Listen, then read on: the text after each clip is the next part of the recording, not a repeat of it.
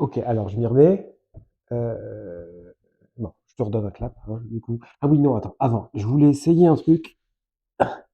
Tu me diras au rush ce que ça donne, si ça marche bien. J'en étais où? Le clap. Voilà, je te donne le clap. Ah, concentre-toi. Oui, ça y est. Je suis reparti. Voilà, nous approchons de la fin de cette palpitante enquête. Et alors que nos fiers enquêteurs sont tout près de...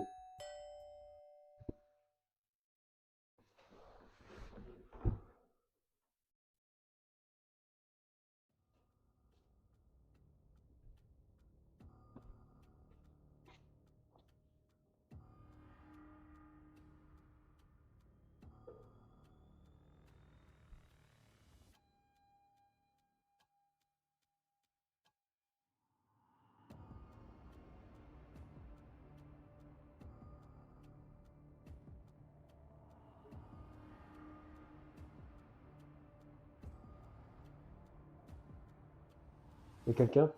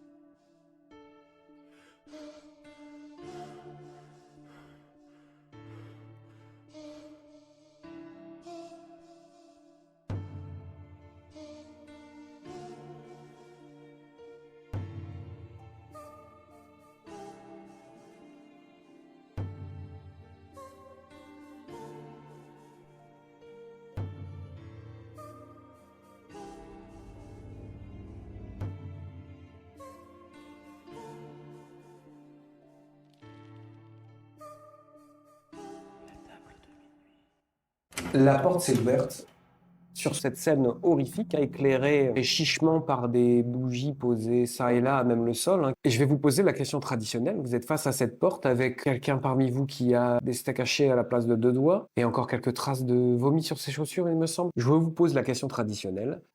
Que faites-vous? J'étais en train de la soigner. Donc tu me fais un petit jet. Médecine de terrain, Oui, 19 sur 66. impeccable. Bonne nouvelle, tu ne perdras pas tes doigts. Merci, monsieur le préfet. Dès que tu devras utiliser ta main droite, tu vas avoir des petits malus, hein, parce que tu es quand même bien amoché. Ce que je peux vous dire pour l'instant sur cette pièce, donc c'est une pièce voûtée en pierre ancienne.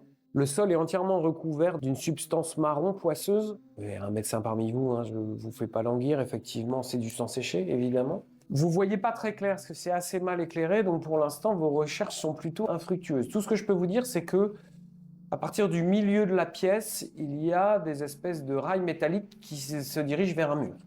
On va peut-être observer un petit peu le cadavre. Donc là, les bras et les jambes qui ont été intervertis. Les sutures, comme d'habitude, ont été faites avec soin. L'observation est rendue difficile par l'état de putréfaction avancé du cadavre. C'est d'ailleurs l'odeur que vous avez sentie dès que vous êtes arrivé à proximité de la porte. Le visage est caché par les cheveux qui tombent en rideau devant le visage. C'est une croix, donc pas une croix chrétienne classique, hein, c'est une croix en X. Elle est attachée de manière assez lâche.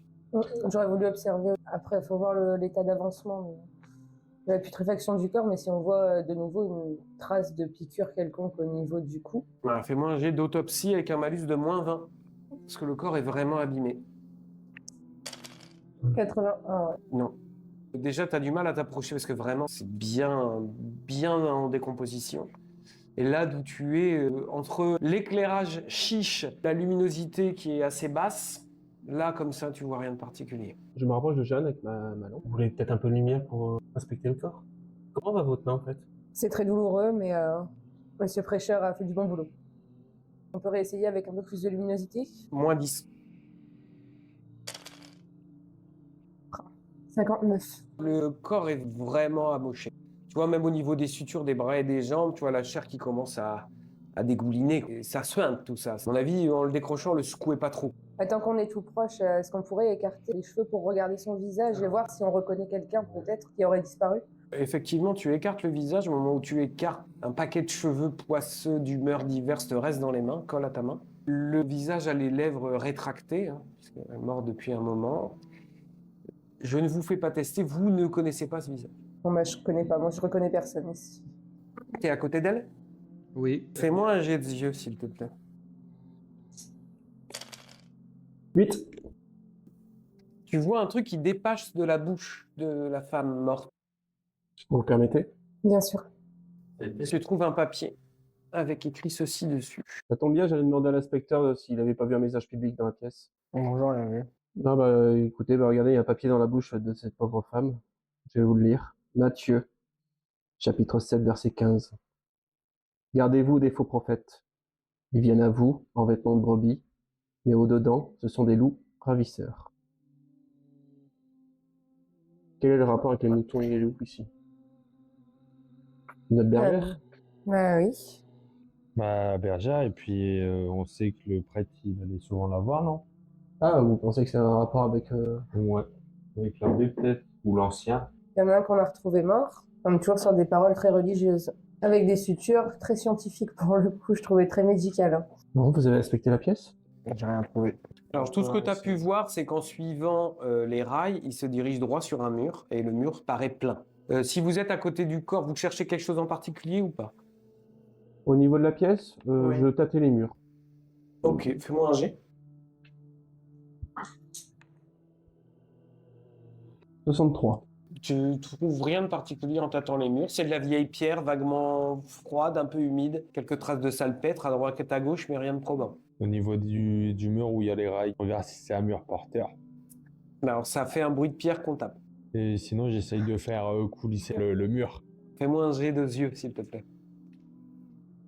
35 sur 27. Vraiment, tu as l'impression que c'est un mur normal d'une traite. Pas l'impression qu'il y ait d'ouverture. Moi, j'ai envie d'inspecter un peu plus le corps parce que ce qui m'étonne, c'est que quand même à chaque fois, il y avait un rapport avec un animal. En général, que ce soit quelque chose d'interverti ou entre l'homme et l'animal. Et là, pour le coup, les membres ont été intervertis.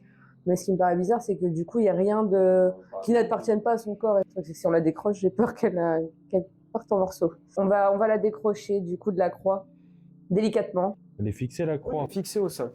Ah. Tu veux regarder la base? Mais je voulais sinon simplement allonger la croix. Alors, fais-moi un jet de yeux déjà pour voir comment c'est fixé au sol. 31 ans. Comprends pas bien, t'as l'impression qu'elle est scellée. Comprends pas bien comment c'est fait. Ouais, je sais pas, les gars, ils ont dû mettre de la colle. J'observe les liens. C'est des lanières de cuir avec des boucles en cuivre qui ont été serrées, mais lâchement. Vous me permettez? Du coup, avec ma canne épée, je découpe les liens. Commence comment, dans quel ordre? J'ai commencé par le bas. Donc la première, la deuxième, pas de souci. C'est à partir de quand tu arrives en haut, tu coupes la jambe-bras, reste suspendu à la lanière et le corps s'écrase au sol avec un bruit spongieux écœurant. L'odeur insupportable augmente. Faites-moi tous un petit jet de tripes, s'il vous plaît. 48 sur 51. 58. 42. Tu me coches une petite case, ouais. 2. 99? Ça fait chacun son tour à vomir. Hein. Donc, en tombant, l'abdomen éclate, projette une gerbe de tissu putréfié un peu dans toutes les directions. Tout le monde est épargné sauf toi qui te prends une giclée en plein visage. À moitié dans la bouche et dans les yeux. Tu te mets à vomir, effectivement, parce que c'est particulièrement immonde. Et tu me perds un petit jet de tripes, s'il te plaît. Tu es assez ébranlé. Alors, tout ce que je peux vous dire, c'est que le cadavre qui est au sol ressemble à une marionnette dont on a coupé les fils. Par contre, maintenant qu'elle est décrochée, vous voyez une longue cicatrice recousue dans son dos. Regardez, elle est recousue dans le dos, donc j'ai envie qu'on l'observe d'un peu plus près. Est-ce que vous pouvez m'aider, docteur Prêcheur, à Pas de soucis. essayer de la manipuler avec précaution? Vous pouvez me passer votre flasque? Tenez, mon ami. Il faut que je fasse passer le goût. Pas tout, hein. Je vais vous laisser des munitions, je vous rassure. C'est fort. Donc, vous la tirez. Il y a un petit bruit de... comme quelque chose qui cède. Elle s'effondre et il y a un petit claquement mou et visqueux et la tête se détache. Roule sur quelques dizaines de centimètres et vous fixe comme ça sur le côté avec ses yeux morts, ses lèvres rétractées. Vous me faites un petit jet de trips. 78. Oh, j'ai atteint une case. Faire 5 à toutes tes caractéristiques. Wow. Aïe, aïe, aïe. Quand les jets de stress sont ratés, ils accumulent des points de stress et au bout d'un moment, bah, ça a un effet. Et là, le premier effet, c'est qu'il va être moins efficient en tout. Mais bon, elle est plus ou moins vautrée sur le ventre. Il y a comme ça la flaque d'immondice qui coule de ses entrailles, qui atterne doucement vos pieds en bloblotant. Vous savez pas si c'est liquide, solide, visqueux, c'est un peu étrange. En tout cas, ça sent très fort. Mais elle est effectivement sur le ventre. Que faites-vous? Écoutez, je pense qu'il faut qu'on observe un peu plus attentivement la cicatrice. Bon, attendez, je dois me Ouais, remettre moi de aussi, mes pareil. émotions. Monsieur le policier, vous pouvez rester près de nous et nous aider un petit peu? Moi, je suis à côté de vous. C'est vous les médecins. Bon, on essaye de se ressaisir un peu. Allez. Voilà, on observe un peu plus la cicatrice. C'est une suture fraîche, faite avec le même soin que toutes les sutures que vous avez pu voir. Si c'était pas si horrible, les deux membres du corps médical seraient assez admiratifs. Hein. C'est vraiment du bon travail. C'est une suture de cette grandeur-là, à peu près, qui part entre les omoplates jusqu'aux les dernières vertèbres lombaires. Est-ce que vous avez une petite pince, ouais, Je pense dans ma trousse. Oui, il y a tout ce qu'il faut, bien sûr. Je fais sauter les coutures. En fait, à chaque fois que tu essaies de faire sauter un point, c'est la chair qui lâche avant la suture. Donc en fait, tu te retrouves avec le nœud à la pointe de ta pince, mais c'est la chair qui s'est déchirée et qui allait lâcher avant le fil. La plaie s'entrouvre, laissant apparaître la colonne vertébrale, qui a été plus ou moins mise à nu. Vous avez l'impression qu'il y a, au milieu du dos, 3 vertèbres qui ne sont pas les bonnes. Elles ont été rivetées comme des espèces de grosses agrafes métalliques et remplacées, a priori. Là, comme ça, vous ne pouvez pas savoir d'où ça provient, mais ce n'est pas les vertèbres d'origine, a priori. Vous avez vu? On voit qu'il y a 3 vertèbres qui sont différentes des autres. Hein. Exact. Mais je pense que du coup, ça confirme peut-être la thèse animale. Pourquoi il fait ça? C'est la question. Vous pensez pouvoir identifier l'animal? Ah bah là, comme ça me paraît compliqué. Après, je peux essayer d'observer un peu plus. Hein, mais... C'est un animal de taille moyenne, c'est tout ce que je peux te dire là comme ça de visu. Vous êtes penché au-dessus du cadavre, il est ouvert comme ça. Faites-moi un petit jet de yeux, s'il vous plaît. 22. Tu gagnes 1 en yeux d'ailleurs, hein, c'est une réussite particulière. Tu vois, juste en dessous de la croix, une espèce de dalle qui te paraît un peu saillante. Elle est différente des autres, elle est à moitié noyée dans le sang coagulé, donc tu sais pas, mais elle te paraît étrange. Regardez cette dalle en dessous de la croix, là, elle me paraît étrange comparée aux autres. Pardon, excusez-moi. J'ai encore le coup de tout à l'heure de mes cadavres. Ça va Oh. aller? Passez-moi votre place. Vous voulez prendre l'air un peu? Ouais, je sors un peu de la pièce. On dirait une dalle. Ouais, Est-ce qu'on essaierait de peut-être la soulever ou de la déplacer? ouais, on peut. Ou d'appuyer dessus. Que faites-vous? On va essayer de la bouger, de la soulever. Ça bouge pas. Appuyer dessus. Il y a un déclic et le mur du fond coulisse et la porte s'ouvre. On est proche du but. On irait peut-être rechercher quand même Alexandre pour qu'il nous accompagne, voir s'il se sent mieux. S'il peut nous accompagner. Alexandre, est-ce que ça va? Ouais, ça passe. J'ai entendu du bruit, vous avez découvert quelque chose? On a trouvé en fait une porte coulissante. Monsieur Fraîcheur a vu qu'il y avait une dalle différente sur le sol. On a appuyé dessus et voilà, la porte s'est mise à coulisser. Et ça suit les rails en fait qu'il y a au sol. Des rails comme dans le... Comme la sous la crypte. On va voir s'ils se rejoignent ou pas, ou s'ils vont à une même destination. Vous avez l'air de dire que c'était pas dans la même direction tout à l'heure, mais Je sais pas, il y a peut-être des virages. on va commencer à avancer avec nos lampes dans le couloir qui paraît très sombre. Donc c'est un long couloir en pierre avec au sol les rails qui courent sur le sol irrégulier. Vous avancez, l'écho de vos pas se réverbère sur les parois. Dans le lointain, vous entendez peut-être un plic-ploc, filtration d'eau qui goutte. Mais sinon, quasiment pas de son. Vous avancez comme ça sur une vingtaine, puis une trentaine, puis une quarantaine de mètres. La porte derrière vous, à peine éclairée par les bougies, vous semble de plus en plus lointaine. Le silence devient de plus en plus oppressant, à peine coupé par le bruit de vos pas. La lumière de la lanterne vacille et fait jouer des ombres sur les murs. Vous avez l'impression que vous n'êtes pas seul alors que vous l'êtes. Faites-moi un petit jet de yeux, s'il vous plaît. 98. Tu perds 1 en yeux. Donc 75, pardon. Ouais, ouais. 21. Moi, j'ai fait 17. Vous voyez votre cher ami le policier se figer. Il a entendu quelque chose plus loin dans le couloir. Un bruit de pas, a priori. J'ai entendu un bruit de pas et certainement quelqu'un d'autre que nous dans le couloir. Tu entends, le bruit de pas s'arrête. Bah, arrêtez-vous, du coup. J'essaye d'écouter du coup. Vous n'entendez rien. Vous êtes sûr de vous? Bah, non, du coup, je suis plus sûr, du coup. C'est vrai que je suis dangereux et je fais mal mon métier après. C'est peut-être des hallucinations auditives, hein. C'est certainement ça. Excusez-moi de vous avoir dérangé. Le bruit de pas reprend. Ah, on avance. Bah, de toute façon, on n'a pas le choix, hein. Vous avancez encore 10 mètres, 20 mètres, le bruit de pas semble se mêler au vôtre et vous avez du mal à discerner de qui il est. Vous arrivez à une intersection qui est éclairée chichement par ce qui semble être une lampe à huile qui est suspendue au mur. Et dans la mi-pénombre de cet embranchement, il vous semble voir une haute silhouette encapuchonnée de dos qui se fige en vous entendant approcher. Je mets une balle dans sa jambe. Au moment où tu dégaines, on entend le clic de. Bah, tu le sors de ton holster, quoi. Donc ça fait du bruit. De dos, la silhouette encapuchonnée lève la tête, part à gauche et court. Bah, je cours à gauche, hein. Inspecteur, vous avez plus de munitions? Bah, c'est pas grave, je vais l'attraper à main nue alors. En passant, je prends la lampe. Donc vous courez. Le sol est en pente descendante. En pente douce, mais en pente tout de même. Il y a de plus en plus d'infiltration. Le sol est légèrement glissant. Vous avez l'impression que de manière presque surnaturelle, la silhouette loin devant vous semble courir avec une aisance et une rapidité assez étonnante. Elle gagne des mètres et des mètres et des mètres, elle est de plus en plus loin de vous. Je balance la fourchette du maire avec force. Essaye, tu peux t'arrêter sur un malentendu.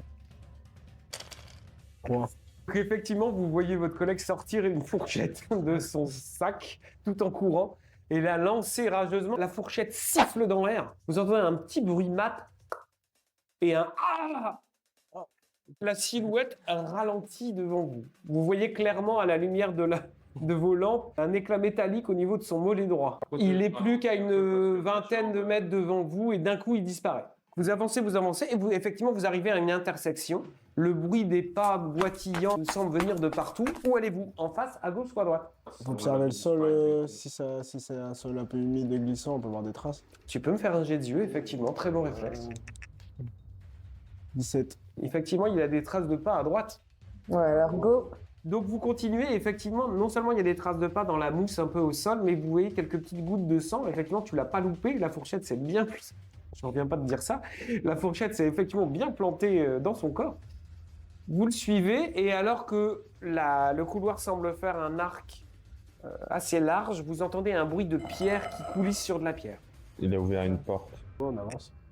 Vous débouchez, vous voyez au bout la silhouette encapuchonnée qui est fixe face à vous. Il fait un petit geste comme ça et le mur se referme. Vous êtes face à un mur en pierre plein. S'il a réussi à l'ouvrir de là où on est, c'est qu'il y a forcément un accès pour ouvrir cette trappe de toute façon. Est-ce qu'on peut observer partout autour de nous? Mais bien sûr, tu peux. Fais-moi un jet de yeux avec un bonus de plus 10 parce que tu cherches quelque chose. Ton raisonnement était bon, tu cherches quelque chose en particulier. Alors, je suis à 35. Assez vite, effectivement, tu vas trouver entre deux moellons de pierre une espèce de serrure en cuivre, mais tu n'as pas l'ustensile. Et avec le trousseau, est-ce qu'on peut essayer peut-être les clés du trousseau? Sur les clés, le trousseau, j'examine les clés. Alors là, vraiment, c'est une serrure particulière. C'est un rond avec une barre traversante. Ça ressemblerait plus à une manivelle ou qu'à une clé à proprement parler. Il n'y a aucune clé qui correspond. Après, tu peux essayer les clés une par une si tu veux. Oui, je vais essayer les clés une par une. Ça te prendra 10 minutes. Donc effectivement, vous êtes là à attendre et alors que Alexandre essaye les clés une par une, encore et encore et encore, et sans grande surprise aucune, n'ouvre le mur. Est-ce qu'il y a quelqu'un qui a eu le temps d'observer ce qu'il y avait derrière lui? Est-ce que la pièce pourrait correspondre à celle qu'on a vue en dessous du mausolée? Est-ce qu'il y a quelqu'un qui a eu le temps d'observer ça? Non, vous l'avez vu que face à nous faire au revoir? Tout ce que je peux vous dire, c'est que c'était quelqu'un de plutôt assez grand, qui se tenait assez droit. Il a l'air athlétique, hein, puisqu'il savait courir avant de se prendre une fourchette dans le mollet. C'est tout ce que je peux vous dire. On a une preuve en tout cas. On pourra la retrouver. Là, vous voulez respecter chaque habitant de la ville, savoir s'il a une blessure au mollet. Ouais. Il faudra peut-être pas tout de suite, mais demain, peut-être le maire fait une réunion. Est-ce que déjà on pourrait ressortir et essayer de voir dans quelle direction partent justement ces rails? Bah, on a fait gauche puis droite. peut Donc déjà si voir je fais un où est-ce que plan, Fais-moi un jet de tête, voir si tu es suffisamment malin pour comprendre. oh, 7, 007. Tu as l'impression que ça se dirige vers le centre du village. Inspecteur, vous avez une idée? Ah oui, ah bah oui, sinon on récupère le sang qu'il a fait tomber en courant et on va analyser vu que vous C'est savez vrai. faire ça. C'est vrai. J'ai le kit. On pourra juste déterminer le groupe sanguin. Si on a des doutes sur une personne et c'est le même groupe sanguin, ça peut confirmer nos soupçons. Tu peux prélever du sang hein, sans te faire tester sans aucun problème. Alors, il est peut-être un peu contaminé par la moisissure du sol, mais tu l'as. On fait demi-tour? On ressort? Est-ce que vous voulez observer d'autres choses? Soit on explore le reste des chemins, il y avait plusieurs intersections, ou on va prévenir le maire. Je voudrais bien retrouver le pasteur aussi. Après, c'était peut-être lui. Bah, là, c'était quelqu'un d'assez grand, fin et athlétique. Ça correspond pas vraiment à sa description. Mais à moins qu'il cache bien son jeu. Sinon on retire une balle sur la serrure, hein. Bah, j'ai plus de revolver, moi, il a pété dans ma main. Par contre, j'ai encore des cartouches. Bah, je vous donne quelques cartouches. Ok, vous voulez que je tire sur la serrure? Ah oui, tirer. Que je fasse mal mon boulot, ça pourrait être dangereux, hein. Bah, peut-être avec une fourchette. Voyons si je me débrouille mieux que la crème de la Alors, la crème. serrure n'est pas sur le mur, elle est sur le côté. Hein. Je ne vois pas l'intérêt dans ce cas. On fait quoi? On explore ou on remonte? Explorons les autres tunnels.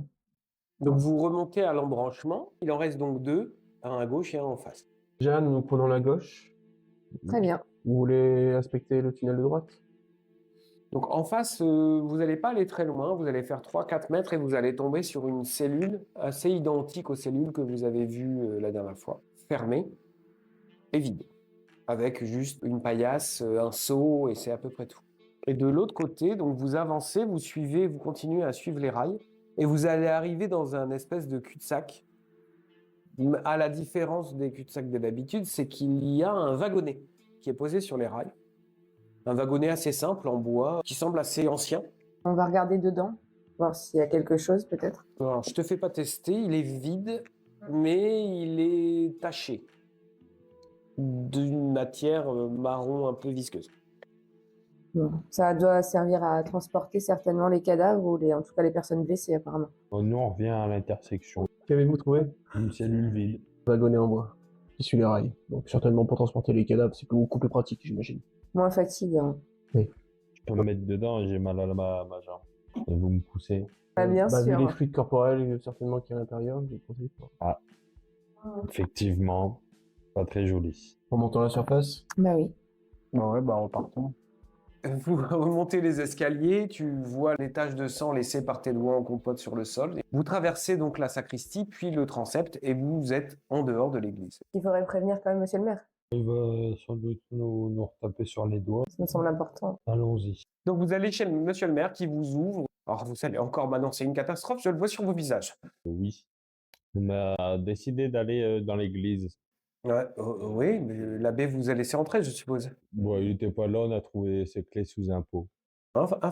Ah, Mais monsieur, c'est pour l'enquête. non, bah bien, je vois que l'enquête... Oui, bon, bah, allez voir là-bas. Pour notre défense, il avait laissé un petit mot sur la porte. Il disait quoi, ce petit mot? Rentrer et piller mon église? Que les clés étaient sous le pot. Déjà, on a retrouvé ses trésors perdus, monsieur, alors pourquoi on irait le piller Attendez, je ne comprends rien. Des trésors perdus de quoi? Il voulait pas qu'on en parle, mais c'est pas grave. Bon, on a été au sous-sol de cette église et on a trouvé une femme morte. Encore? Oui. Je viens pas croire que vous me portez la poisse, hein. Il n'y a jamais eu autant de morts que depuis que vous êtes là, alors que vous étiez mais- censé arrêter tout ça. Ce meurtre-là, à mon avis, il s'est passé bien avant. Bien avant, c'est-à-dire combien de temps? Bon, d'après la décomposition du corps, je dirais au moins 2 semaines. 2 semaines. Il n'y a personne qui aurait disparu et que vous n'avez pas retrouvé par hasard. Non, après l'abbé s'est plaint que sa bonne avait été partie, mais comme elle avait l'air d'être très heureuse, il s'est dit qu'elle s'était enfuie avec quelqu'un, peut-être pour vivre son histoire d'amour, quelque chose comme ça. Enfin, c'est les rumeurs qu'on dit au village. Vous pourriez la reconnaître, la bonne. Moi, je l'ai vue quelques fois, oui, je pourrais la reconnaître, oui. Tant que vous êtes là, vous m'aviez demandé d'envoyer un télégramme qui avait ce même genre d'affaires à Honfleur, c'est Tout ça? à fait. La réponse est négative. Les services de police n'ont rien de particulier D'accord. à signaler à ce sujet-là. On pourrait faire une réunion du village. Une réunion du village. Il faudrait que tout le monde soit là. Quand ça?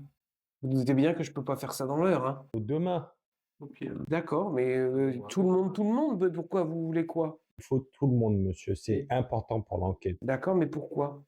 Vous allez encore matraquer des innocents? Déjà, faites voir votre mollet, s'il vous plaît. Mais vous êtes pas bien? Monsieur, s'il vous plaît. Mais vous êtes pas complètement malade? Monsieur, c'est important, c'est pour l'enquête. Lequel de mon mollet, enfin? Les deux, on n'est plus à ça près. Bah, je veux le qu'avec vous dans une pièce fermée. Je vais pas montrer mes mollets à tout le monde. Monsieur, arrêtez, voyons. Bon, respectez-moi l'intimité de cet homme. Ouais, si, hein.